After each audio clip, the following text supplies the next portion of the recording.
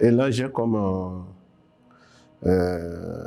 base de réflexion les questionnements qui entourent l'homme au sein de la société et l'homme envers la société.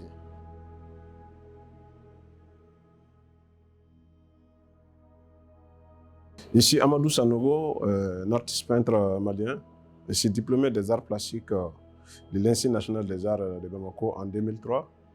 Et dès lors, j'ai un peu tracé mon chemin à travers les différents ateliers de formation et qui m'ont permis de rencontrer le monde chez moi avant de sortir pour aller vers le reste du monde.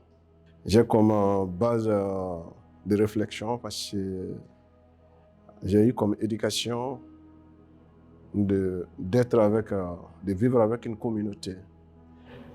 Cette communauté m'a appris beaucoup de choses, de bien vivre entre amis et entre frères. Et là, j'ai comme base de réflexion les questionnements qui entourent l'homme au sein de la société et l'homme envers la société. Ouais, forcément, le Bourlan a eu un impact sur au moins sur ma façon de travailler et surtout de voir les choses. Parce que c'est l'une des premières expériences que j'ai faites. Parce qu'à un moment donné, j'étais très bien en Bourlan, très bien en Bourlan, mais comme c'était du Bourlan traditionnel, donc on ne m'a pas appris à tricher avec les Bourlans. Voilà, mais actuellement, avec les Bourlans actuels, il y a beaucoup de tricheries et surtout, l'effort n'est pas récompensé. Et sinon, les Bourlans, tout est traditionnel dans les Bourlans, tout est traditionnel. Même les blancs, traditionnellement, on ne fait pas les blancs avec l'eau de Javel, avec des Javel, mais actuellement, on fait les blancs avec les Javel. Voilà. Et tout est de la plante Bourla. Les Bourla, tout est de la plante. Il faut tremper le tissu à un jus d'arbre, un jus d'écorce d'arbre ou des feuilles d'arbre, et après passer de la terre dessus, qui devient noire. Donc, après avoir maîtrisé ces techniques, ça m'a beaucoup facilité la peinture. Ce qui fait que même mes petits motifs, les points, comme ça, je pense que ça vient du monde du Bourlan. J'ai tout appris dans le monde du Bourlan. Voilà, donc ça a été, venant de la peinture, ça a été comme une mutation. Comme toujours, depuis que j'ai appris dans le monde du Bourlan, moi je travaille toujours par terre. J'étale à la toile par terre, je travaille dessus. Dans le monde du Bourlan, pour faire certains décors aussi, c'était comme ça. Étaler et être en plein cœur du tissu pour travailler, faire des dessins. Et jusqu'à présent, moi, j'ai cette démarche. Et une toile à monter devant moi, j'ai du mal à m'accaparer de l'espace. Mais si c'est par terre, c'est une force pour moi de dominer l'espace. Je suis dans cette logique. Voilà, la toile qui est derrière moi, je parle le rêve d'un décideur. Voilà, les rêves d'un décideur, parce que l'objectif de toute personne qui a un certain moment, une certaine leadership, son rêve est que tous ces semences sont au moins poussées, que ça donne des résultats positifs. Et là, j'utilise des points comme des questionnements. Et dans la philosophie Bambara, on dit que les points sont à l'origine de l'évolution humaine, les questionnements sont à l'origine de l'évolution humaine et qui sont les points.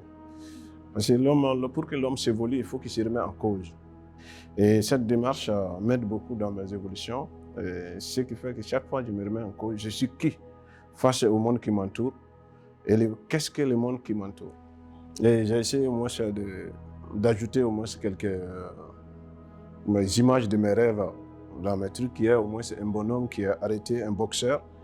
Et les boxeurs, les gants de boxe, moi j'ai beaucoup travaillé sur les boxeurs. Les boxeurs, pour moi, c'est... Une fois que je regarde au moins des combats de boxe, la combativité des boxeurs et le courage m'amène à retracer la vie d'un être humain comme un combat. Et là, j'invite la jeunesse africaine contemporaine à être plus combatif. Oui, effectivement, parce que c'est venu d'une réflexion que j'ai eue au moins ça. À chaque fois que je voyage, on parle que moi et Abdoulaye Konaté, qui est un aîné, un grand, c'est un aîné de la peinture malienne. Alors qu'on a des écoles d'art qui datent depuis. Et là, j'ai dit, pourquoi pas changer cette mentalité? Donner plus ou moins de chances aux autres jeunes artistes.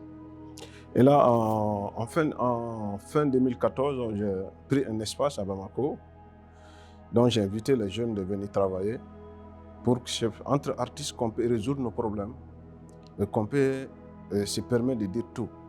C'est un espace que j'ai dédié seulement aux artistes. Donc les artistes, là-bas, il n'y a pas un clivage d'âge ni un clivage de religion. On est égaux. Et sans distinction de nationalité aussi. Et j'ai fait 2 ans, c'est moi qui payais même les matériels pour plus d'une dizaine de jeunes pour qu'ils travaillaient. Et j'ai payé la location. Jusqu'à présent, je continue à payer la location. Et actuellement, on a 3 liés. Vous avez 3 liés. On a 3 espaces maintenant. Bon, ça a contribué beaucoup à changer la mentalité du regard des Maliens dans l'art. Et actuellement, on commence à développer des collectionneurs locaux, des Maliens qui commencent à être collectionneurs. Et je suis parvenu aussi à mettre un artiste dans la galerie Magnan.